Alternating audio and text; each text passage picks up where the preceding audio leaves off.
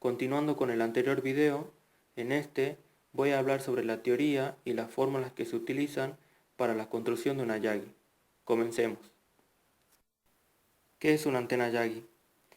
Es una antena direccional de alto rendimiento inventada en 1930 por Hidesugo Yagi, la cual está compuesta por elementos parásitos, que son el reflector y los deflectores, y un elemento activo que es el dipolo. En la imagen de abajo podemos apreciar las partes con sus correspondientes nombres. Así tenemos el reflector, el dipolo y los deflectores. ¿Qué funcionamiento cumple cada elemento? En primer lugar tenemos el reflector, que su funcionamiento es de reflejar o darle un sentido de radiación hacia adelante, aumentando así la recepción de la antena, y es el elemento más largo. El dipolo es el único elemento activo que tiene la antena y se ubica delante del reflector, mientras que los directores o deflectores son los elementos más cortos y van delante del dipolo, y su función es de disminuir el ángulo de recepción y aumentar la ganancia de la antena. El boom es la estructura que soporta los elementos de la antena.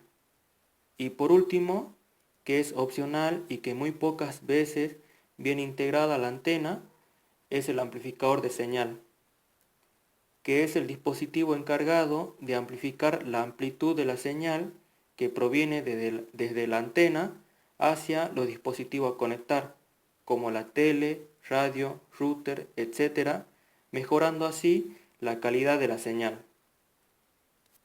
¿Cuál es el ancho de banda de la antena?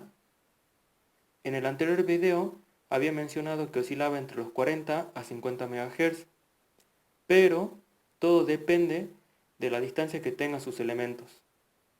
Entonces, el ancho de banda puede variar entre 10 a 50 MHz. Con las fórmulas que voy a mencionar más adelante, la antena alcanza un ancho de banda de 50 MHz. Es muy importante tener en cuenta las siguientes consideraciones: que a mayor separación de los directores, mayor ancho de banda y menor ganancia.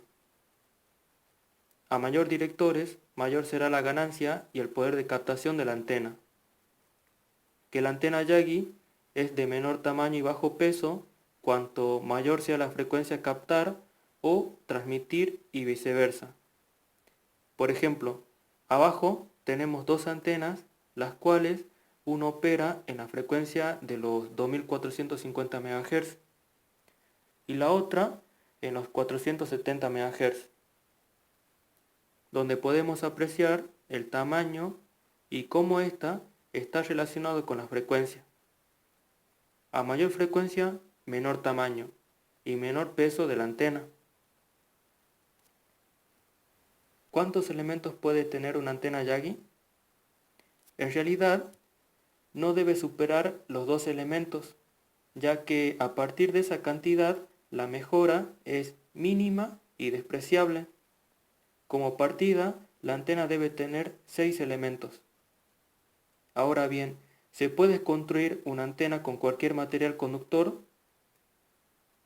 Todo depende de la frecuencia de trabajo y si va a ir al exterior o no, ya que hay materiales que se oxidan fácilmente al estar expuestos al aire libre y además de ser malos conductores y bastante pesados. Por eso es que las antenas se suelen construir de un material a base de aluminio. Las fórmulas para diseñar una antena Yagi son las siguientes. Tenemos el símbolo lambda, que es la longitud de onda y se mide en metros. Después tenemos la letra F, que es la frecuencia que queremos captar o transmitir y se mide en hertz. Y por último, la velocidad de la luz, que es un valor constante.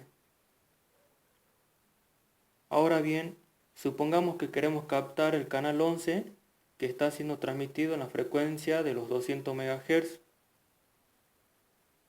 Procedemos a calcular la longitud de onda que tiene esa frecuencia aplicando la siguiente fórmula. Reemplazamos los valores y me da un resultado de que para la longitud de onda de los 200 MHz es de 1.5 metros. Una vez obtenido el resultado, procedemos a calcular la longitud que tendrá el reflector y el dipolo, aplicando la siguiente fórmula. Vamos a dividir por 2 el reflector y me da un resultado que el reflector va a tener una medida de 0.75 metros. Ahora bien, para la longitud del dipolo aplicamos la siguiente fórmula, donde calculamos el 8% del valor del reflector y lo restamos, dando un resultado de 0.69 metros, que es la medida que tendrá el dipolo. Ya obtenido el valor del dipolo, solo hay que repetir el mismo paso, donde el director 1 y 2 tendrán las mismas medidas, mientras que los directores 3 y 4 serán más pequeños, y así sucesivamente hasta obtener los 10 directores. Para calcular la distancia que tendrán los elementos de la antena, por ejemplo, el reflector con respecto al dipolo y el dipolo y los directores, aplicamos las siguientes fórmulas, donde el reflector tendrá una separación con respecto al dipolo de 0.22 metros, mientras que el dipolo y directores estarán separados a 0.3 metros. Otra cosa que quiero mencionar es que acá ustedes ven dos fórmulas donde, jugando con la separación de cada elemento, van a obtener mayor ganancia y mayor ancho de banda. Pero yo solamente utilizo estas dos fórmulas porque me dio, digamos, obtuve un mejor resultado de la antena. Obtuve una muy buena ganancia y un ancho de banda bastante amplio.